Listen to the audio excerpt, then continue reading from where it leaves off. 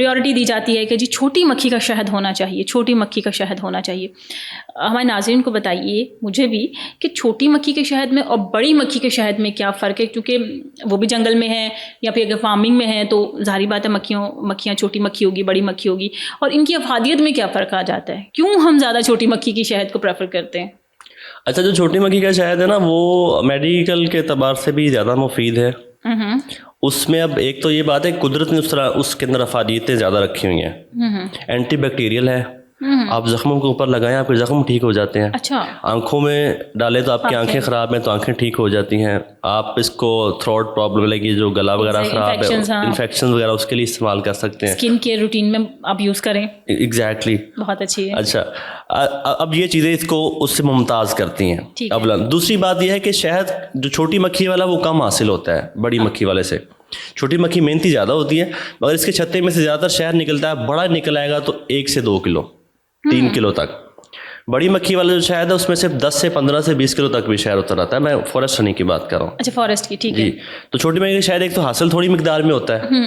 अच्छा, हैयत में भी मुख्तलिफ होता है। छोटी मक्खी वाला ज़्यादा गाढ़ा होता है, अच्छा, और बड़ी मक्खी वाला कम गाढ़ा होता है, ठीक है। अच्छा, उसके बाद सबसे अहम बात यह है कि इसके अंदर जो एक्स्ट्रा एक ग्लूकोज होता है अपना छोटी मक्खी के अंदर, जो कि सेहत के लिए ज़्यादा फ़ायदेमंद होता है, और उसकी वजह से बड़ी मक्खी जो है उसकी क्रिस्टलाइजेशन ज़्यादा होती है छोटी मक्खी से। बड़ा शहद ज़्यादा जमता है, छोटी मक्खी वाला शहद कम जमता है। अच्छा, तो लेकिन क्यों, मतलब छोटी मक्खी कम क्यों बनाती है?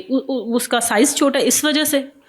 यही कहा जा सकता है, साइज़ भी छोटा होता है और इसका छत्ता भी छोटा होता है। ठीक है, ठीक है। वो उसके अलग से के हिसाब से, जैसे वो अपने साइज के हिसाब से उसने अपना घर बनाना है, और एग्जैक्टली हिस्सा बकदरे जुस्सा। हाँ, इस वजह से शायद हो सकता है। जी, ऐसा ही है। तो इसमें फिर अफादियत क्या? चले, बड़ी मक्खी तो ज़्यादा बड़ा घर बना के ज़्यादा शहद बनाती है, लेकिन फिर अफादियत में कैसे फ़र्क आ सकती है, क्यों? ये कुदरत ने चीज़ रखी ना उसके अंदर। अच्छा, शहद ज़ाहिरी तौर पर एक सही है, मगर आप उसका लैब टेस्ट करेंगे तो उन दोनों के अंदर मॉलिक्यूल्स डिफरेंट है, कलर्स भी डिफरेंट है। छोटी मक्खी वाला शायद ज़्यादा गाढ़े रंग का है, और अपना बड़ी मक्खी वाला जो है वो थोड़े हल्के रंग का है।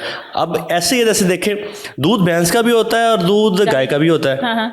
अब इसमें जो हमारे यहाँ जो सियाने लोग कहते हैं, जो गाय का दूध होता है ना, वो जो बच्चा पीता है वो शरारती होता है, और जो भैंस का पीता है वो ज़हीन होता है। अच्छा, रंग दोनों का सेम है, मगर गाय के सफ़ेद दूध में से जो मक्खन निकलता है वो पीले रंग का होता है। हाँ, ये दूध भी उसका थोड़ा सा येलोइश पीला होती है इसमें। हाँ। अच्छा, और जो भैंस का दूध है वो सफ़ेद होता है, मक्खन भी सफ़ेद, उसका घी भी सफ़ेद होता है। रंग दोनों का सेम है, प्रोसेस सेम है, चारा सेम खा रहे हैं, बिल्कुल यही इस पे है। मक्खियाँ ये मतलब ये भी सेम फूलों पे बैठ रही हैं, रस इकट्ठा कर रहे हैं सेम जगह, हर जगह, तो लेकिन अफादियत अलग अलग है दोनों की। बिल्कुल अलग अलग अफादियत। ठीक है, चले जी, मतलब हम बेहतरीन है कि हम छोटी मक्खी का शहद जो है और वही ढूंढ लें। वैसे तो बड़ी मक्खी का शहद, लेकिन मेरा ये मानना है कि शहद बजाते खुद एक बेहतरीन चीज़ है हमारी ज़िंदगी में, हमारी रूटीन का एक हिस्सा अगर शहद है वो बड़ी मक्खी का मिल रहा है, तो भी मैं कह रही हूँ कि इस दौर में खालिस मिल जाए ना आपको, बड़ी मक्खी का भी मिल जाए ना, तो मैं कह रही हूँ बारे न्यारे हो जाते हैं। जैसे आपने दूध की बात की है, वो भी अगर हमें इस वक्त चाहे गाय का ही दे दे, लेकिन खालिस होना चाहिए। अच्छा, इस हवाले से मैं ये डिफ्रेंशिएट करता हूँ कि अगर आप शहद को अपनी डेली डाइट का हिस्सा बनाना चाहते हैं, जो कि आपको बनाना चाहिए, तो आप इस डिफ्रेंशिएशन में ना जाएं कि छोटी मक्खी की बड़ी मक्खी। अगर आप इसको मेडिकली देखना चाहते हैं, मतलब दारू के तौर पे अगर तुम इन्हें पाना चाहते हो, आंखों में डालना चाहते हैं, तो फिर तो ठीक है छोटी मक्खी का, या दवाई के तौर पे इस्तेमाल करना चाहते हैं। डायबिटिक पेशेंट्स के लिए बड़ा अच्छा है, और डायबिटिक पेशेंट्स के ये जो जख्म होते हैं उसके लिए तो किसी चीज़ से ठीक नहीं हो रहे होते ना, शहद इस्तेमाल करें उसके लिए छोटी मक्खी का, उसके जख्मों को कुरेदें, उनके जख्मों के ऊपर शहद की लेप कर दें। अच्छा, 2 से 3 मरतबा से आप हैरान रह जाएंगे, और इसका बड़ा अच्छा तजर्बा मेरे देखने में भी आया, बहुत अच्छा तजर्बा। अच्छा, आपने खुद देखा? हाँ, मैंने खुद देखा इसका, और मेरे पास बल्कि एक आई विटनेस भी है, एक बंदा जो कि जिसको पाकिस्तान में से डॉक्टर ने जवाब दे दिया था इस हवाले से। अगर आपका तफसील नहीं हो रही तो मैं बता देता हूँ। अच्छा, मजे की बात यह है कि मेरे ना अपना जो ताया है, उनको अंगूठे पे, वो डायबिटिक पेशेंट है, तो उनको जख्म आ गया। ठीक है। मेरी वालदा बड़ी ज़हीन खातून है, इस वजह से नहीं कि मेरी वालदा है, वैसे ही नहीं, माशाल्लाह से वालदा उन्होंने मुझे कहा कि ना आप उनको ना शहद लगाएं। अच्छा, तो मैंने इस बात को इग्नोर कर दिया।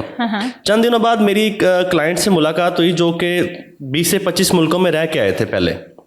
जिक्र के दौरान उन्होंने कहा कि मेरी जो टांग है ना, मैं डायबिटिक पेशेंट हूँ 1998 से, तो मेरी जख्मों के ऊपर इतने जख्म हो गए थे, टांगों के ऊपर इतने जख्म हो गए थे कि डॉक्टर ने कहा था कि अब हम मेडिसिन आपको यूज़ करवा रहे हैं, ये आखिरी है, इसके बाद आपकी टांग काटनी पड़ेगी। कोई हल नहीं है। कोई हल नहीं है। कहते मैंने जो पहले नाम लिया कि अमेरिकन डायबिटिक एसोसिएशन जो है उनको ईमेल किया कि मेरा, उन्होंने कहा कि आप अपनी तस्वीरें ईमेल करें। मैंने ईमेल की, उन्होंने कहा कि आप इसको ऊपर से कुरेद के सारों को जो जख्म नंगे करके उनके ऊपर आप शहद की लेप करें और फिर उस पर पट्टी बांध दें। कहते मैंने सिर्फ 3 दफ़ा लेप किया और ठीक हो गया, और उन्होंने मुझे अपनी टांग दिखाई, बिल्कुल ठीक थी। सुभान अल्लाह, माशाल्लाह, ये तो फिर कुदरत हुई ना शहद की। ये बहुत अच्छी चीज़ है। और आपको इवन के जहर का भी कहीं पे जख्म इस तरह से है तो आप उसके ऊपर शहद की लेप करें। बहुत अच्छी चीज़ है ये। ठीक है।